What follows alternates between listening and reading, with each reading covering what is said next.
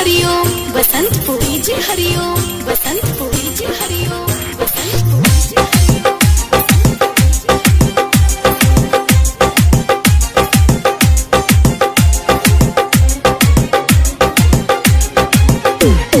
डोली तोरे डोली सुन डोली तोरे डोली जहिया पियावा के घर जाई रे, हई दीवाना वो दिन मर जाई रे। जहिया पियावा के घर जाई रे, हई दीवाना वो दिन मर जाई रे। जानी पूरा गाँव टोला जानी गाँव टोला तोरा ससुरोले खबर जाई रे, हई दीवाना वो दिन मर जाई रे। तोरा ससुरोले खबर जाई रे, हई दीवाना वो दिन मर जाई रे। Mix by Aditya recording studio Gopalganj, Gopalganj. DJ Hariom Basantpur, DJ Hariom Basantpur, DJ Hariom Basantpur, DJ हरिओम।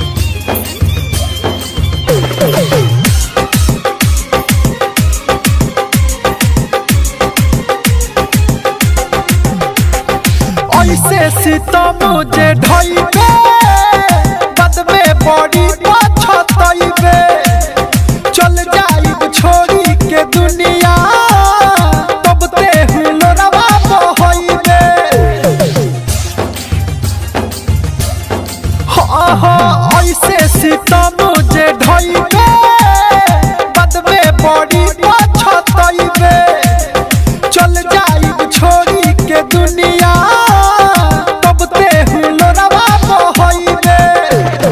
कहतारे भूल जा तू कहतारे भूल जा बाड़े ते तोहर जाई रे, हई दीवाना वो दिन मर जाई रे।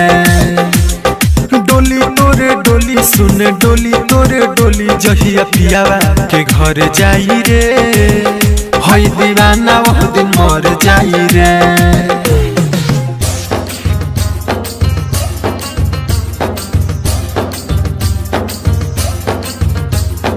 DJ Hariom Basantpur, DJ Hariom Basantpur, DJ Hariom Basantpur, DJ हरिओम।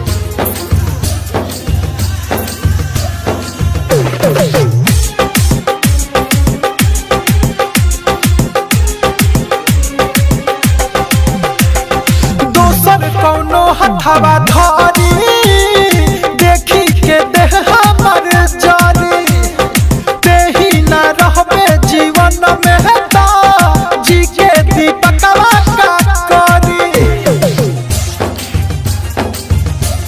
सुनले दोसर कौनो हथवा धारी देखी के देह हमर जारी, तेही न रहबे जीवन में जी के दीपकवा का करी।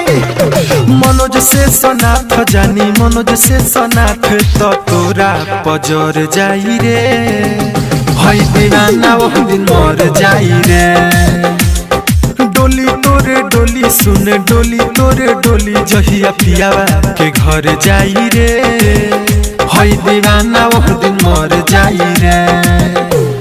जानी पूरा गाँव टोला जानी गाँव टोला तोरा ससुरोले खबर जाई रे, हई दीवाना वो दिन मर जाई रे। तोरा ससुरोले खबर जाई रे, हई दीवाना वो दिन मर जाई रे।